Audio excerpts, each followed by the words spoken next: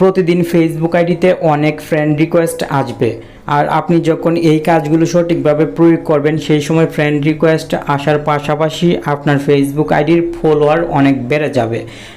আপনি কোনো page create করে যদি আপনার ফেসবুক প্রোফাইলে পোস্ট করেন তাহলে স্বাভাবিকভাবে পেজটি কিন্তু দ্রুত ভাইরাল হবে, মানে পেজের রিচ বেড়ে যাবে।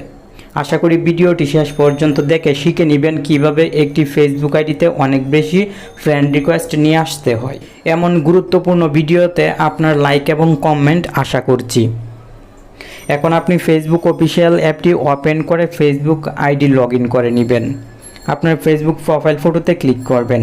প্রথমে এই সেটিংসগুলো ফেসবুক আইডি থেকে পরিবর্তন করে নিতে হবে, তাহলে ফ্রেন্ড রিকোয়েস্ট আসবে এবং যারা ফ্রেন্ড রিকোয়েস্ট দিবে তারাও আপনার ফেসবুক আইডির ফলোয়ার অটোমেটিক হয়ে যাবে। নেক্সটে দেখিয়ে দিচ্ছি কিভাবে এবং কোন কাজগুলো করলে ফেসবুক আইডিতে অনেক বেশি ফ্রেন্ড রিকোয়েস্ট আসবে। প্রোফাইলে চলে আসার পর আপনি এখানে 3 ডট দেখতে পাবেন, এই 3 ডটে ক্লিক করবেন এবং ফলো সেটিংসে ক্লিক করে প্রত্যেকটি সেটিংস এখান থেকে পাবলিক সিলেক্ট করে দিবেন। আমি অলরেডি পাবলিক সিলেক্ট করে রেখেছি। এই কাজটি কমপ্লিট হওয়ার পর ব্যাকে চলে আসবেন এবং 3 লাইনে ক্লিক করবেন। 3 লাইনে ক্লিক করার পর নিচের দিকে যদি চলে আসেন তাহলে এখানে সেটিংস অ্যান্ড প্রাইভেসি দেখতে পাবেন।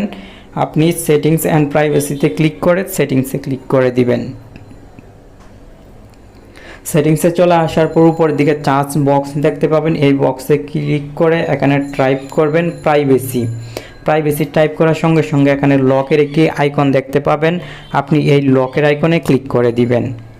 এখন নিচের দিকে চলে আসবেন, তাহলে এখানে লেখা দেখতে পাবেন who can send you friend request.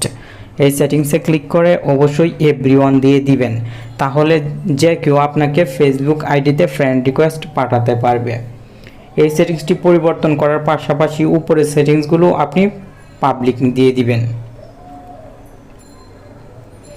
এখন চলুন শিখে নিই কোন কাজটি করলে ফেসবুক আইডিতে অনেক বেশি ফ্রেন্ড রিকোয়েস্ট আসবে প্রতিদিন। আপনার ফেসবুক আইডিতে প্রতিদিন অনেক ফ্রেন্ড রিকোয়েস্ট আনতে হলে এই কাজগুলো অবশ্যই করতে হবে। মনোযোগ সহকারে দেখুন।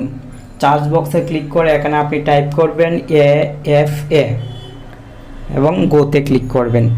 সঙ্গে সঙ্গে দেখতে পাবেন এখানে একটি পেজ চলে আসবে, যে দেখতে পাচ্ছেন AFA। এই পেজটি আপনি ওপেন করবেন। এখন নিচের দিকে যদি চলে আসেন তাহলে দেখতে পাবেন এই পেজে যখন পোস্ট করা হয় সেই পোস্টে অনেক বেশি লাইক কমেন্ট আসে।